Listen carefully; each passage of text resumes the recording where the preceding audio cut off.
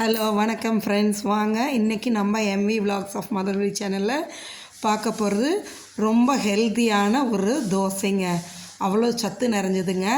இந்த தோசைக்கு இந்த பூண்டு சட்னி அவ்வளோ டேஸ்ட்டாக இருக்குங்க. பூண்டு சட்னியும் இந்த தோசையும் சாப்பிடும்போது ரொம்ப நல்லாயிருக்கும். இது என்னென்ன பொருள் போட்டு அரைச்சிருக்கேன்னு காமிக்கிறேன் வாங்க. 1 டம்ளர் கம்பு, 1 டம்ளர் வெள்ளை சோளம், 1 டம்ளர் குதிரைவாளி, 1 டம்ளர் சாமை, 1 டம்ளர் தேனை, 1 டம்ளர் நம்ம இட்லி அரிசி, 1 டம்ளர் கருப்புளுந்து, 1 ஸ்பூன் வெந்தயங்க.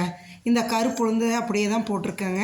எல்லாத்தையும் ஒன்றா போட்டு நான் எடுத்து ஊற வைக்கிறப்போ உங்கள்கிட்ட காமிக்க விட்டுட்டேங்க, நம்ம செஞ்சுக்கலான்னு.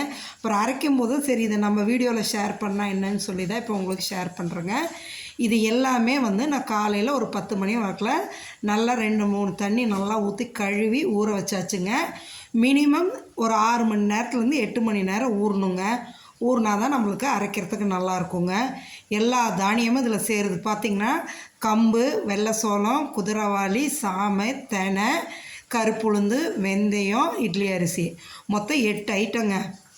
இது நல்லா ஊறினதும் நம்ம கிரைண்டர்லேயே போட்டு அரைச்சிருவோங்க. அப்போ தான் நல்லா நைஸாக வருங்க. அரைக்கிறதுக்கெல்லாம் ரொம்ப டைம் எடுக்காதுங்க. அதிகபட்சம் ஒரு 15 நிமிஷம் தாங்க. சீக்கிரம் அரைப்பட்டுருங்க. நல்லா நைஸாக அரைச்சி எடுக்கணுங்க. இதில் எல்லா சிறுதானியமும் இருக்கிறங்காட்டிக்கு நல்லா ஹை ஃபைபருங்க. நல்ல நார்ச்சத்தோட கால்சியம், அயனு எல்லா சத்துக்களும் இதில் அடங்கியிருக்குங்க.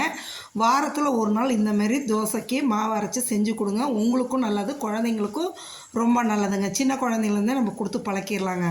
பாருங்கள், இந்த அளவுக்கு நைஸாக ஆனதும் எடுத்து உப்பு போட்டு மாவை கரைச்சி வச்சுருங்க. இது சாயங்காலமாக அரைச்சி இப்போ உப்பு போட்டு கரைச்சி மூடி வச்சிடலாங்க. ஓவர் நைட் நல்லா ஊறிட்டு காலையில் தோசை ஊற்றுறதுக்கு எடுக்கிறோம். பாருங்களேன், மறுநாள் காலையில் எடுக்கையில் எந்த அளவு மாவு பொங்கி வந்திருக்கு பாருங்கள். நல்லா கலக்கிட்டு மாவு கெட்டியாக தோணுச்சுன்னா கொஞ்சம் தண்ணி ஊற்றி கலக்கிட்டு தோசை ஊற்ற வேண்டியது தாங்க. நம்ம சாய்ஸுங்க.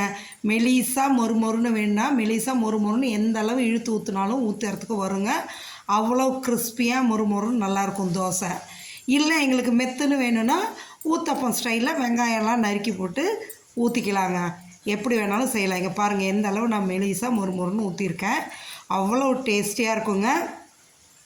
டேஸ்ட்டுங்கிறது ஒரு பக்கம் இருந்தாலும் ரொம்ப சத்து உள்ளதுங்க. இந்த மாதிரி தோசையை நீங்களும் வாரத்தில் ஒரு நாள் செஞ்சு சாப்பிடுங்க. உடம்புக்கு அவ்வளோ நல்லதுங்க. சூப்பரான இந்த சிறுதானியத்தை வச்சு செஞ்ச தோசையும் பூண்டு சட்னியும் சாப்பிடும்போது ரொம்ப டேஸ்ட்டாக இருக்கும். நீங்களும் ட்ரை பண்ணி பாருங்களேன்.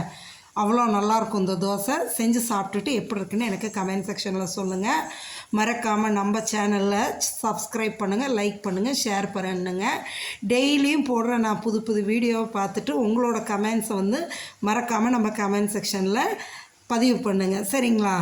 அவ்வளோ டேஸ்ட்டாக இருக்குங்க இந்த தோசை. சத்தும் அதிகமாக இருக்குங்க. ஏன்னா நம்ம தனித்தனியாக செய்யும்போது குழந்தைங்க ஒவ்வொரு சமயம் சாப்பிடுவாங்க, சாப்பிட மாட்டாங்க. இது எல்லா தானியமும் கலந்துருக்கும்போது அவங்களுக்கு தெரியாது, நல்லா மொறுமொறுன்னு இருக்குன்னு தோசை சாப்பிட்டுக்குவாங்க. சரிங்களா? அடுத்தது பாருங்கள், நம்ம வழக்கம் போல் ஒரு கோலத்தை பின் பண்ணியிருக்கேங்க.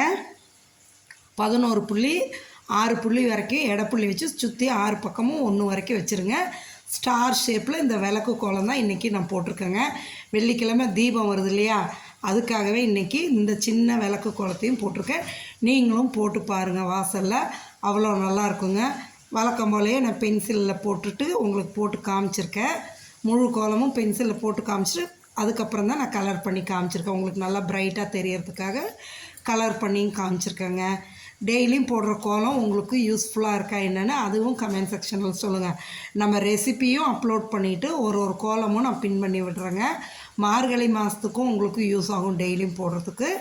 இப்போ தீபத்துக்கும் நீங்கள் போட்டுக்கலாங்க. சரிங்களா? நம்மளோட ஹெல்த்துக்காக எப்படி நம்ம ரெசிபி கொடுக்குறோமோ அதுமாரி இந்த கோலத்துக்கும் நான் கொடுத்துட்ருக்கேன். நீங்களும் பார்த்துட்டு போட்டு பாருங்கள். வாசலில் அவ்வளோ அழகாக இருக்குங்க. எப்படி இருக்குன்னு இதையும் உங்களோட சஜஷனை, உங்களோட ஒப்பீனியனை எனக்கு கமெண்ட் செக்ஷனில் கொடுங்க. உங்களோட ஒரு கமெண்ட்ஸும் தான் எங்களை மோட்டிவேட் பண்ணுங்க. உங்களோட ஒரு கமெண்ட்ஸும் எங்களுக்கு விலை மதிப்பில்லாத ஒன்று. சரிங்களா? பாருங்கள், கோலமும் போட்டு முடித்தாச்சு. பார்த்துட்டு நீங்கள் கலர் பண்ணதையும் பார்த்துட்டு சொல்லுங்கள். இந்த சிறுதானிய தோசையை நீங்களும் வீட்டில் ட்ரை பண்ணுங்கள். கோலம் எப்படி இருக்குன்னு பாருங்கள். முழுசாக போடும்போது ஃபுல்லாக விளக்கு போட்டது தாங்க. பூ சின்ன சின்னது இடையில போட்டிருக்கேன். சரிங்களா? பார்த்துட்டு எப்படி இருக்குன்னு சொல்லுங்கள். சிறுதானிய தோசையும் நீங்கள் செஞ்சு சாப்பிட்டு பார்த்துட்டு அதுக்கும் கமெண்ட் செக்ஷனில் சொல்லுங்கள். எல்லாம் சத்துள்ள தோசைங்க. சாப்பிட்டுட்டு உங்கள் வீட்டில் எல்லோரும் உங்களை அப்ரிஷியேட் பண்ணுவாங்க. ஓகே ஃப்ரெண்ட்ஸ், தேங்க்ஸ் ஃபார் வாட்சிங்.